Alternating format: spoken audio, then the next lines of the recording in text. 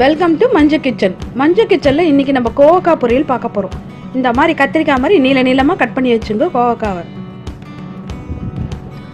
ஒரு ஆனியன் இந்த மாதிரி பொடியாக கட் பண்ணி வச்சுங்க. ஒரு தக்காளி இந்த மாதிரி பெரிய தக்காளி ஒன்று. தாளிக்க உளுத்தம்பருப்பு ஒரு ஸ்பூன். கரம் மசாலா சின்ன ஸ்பூனில் ஒன்று. பெரிய ஸ்பூனில் ஒரு ஸ்பூன் மிளகாப்பொடி. மஞ்சத்தூள் சிறிய ஸ்பூன். உப்பு தேவையான அளவு. பூண்டு 4 பல். கருவேப்பிலை தேவையான அளவு.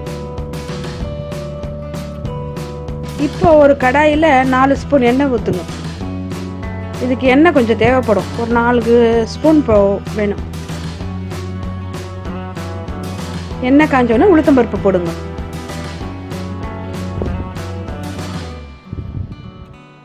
பூண்டு போடுங்க. பூண்டு நல்லா தட்டி போடுங்க.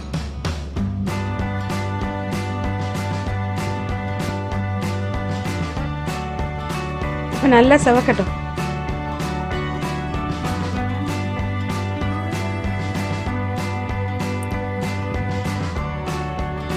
இதை பாருங்க, உளுத்தம்பருப்பு இந்த மாதிரி செவக்கும் போது வெங்காயம் போடணும். ஒரு வெங்காயம், பெரிய வெங்காயம். இது வெங்காயம் நல்லா செவக்கணும்.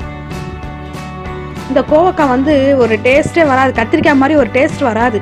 இதுக்கு டேஸ்ட் நம்ம தான் கொடுக்கணும். இதுக்கு கருவேப்பிலை போடுங்க. இப்போ தக்காளி பாருங்க. தக்காளி அந்த புளிப்பு டேஸ்ட்டு எல்லாம் இருந்தால் தான் அந்த கோவக்காய் நல்லா டேஸ்ட்டாக வரும். மிளகாப்பொடி ஒரு ஸ்பூன் போடுங்க. உப்பு தேவையான அளவு போடுங்க. கரம் மசாலா ஒரு சின்ன ஸ்பூனில் 1. மஞ்சப்பொடி ஒரு 1/4 ஸ்பூன். கொஞ்சோண்டு சோம்பு சீரகம் அப்படி போடுங்க. நம்ம ஏன்னா இதுக்கு டேஸ்ட் எக்ஸ்ட்ரா வர வைக்க போகிறோம். இப்போ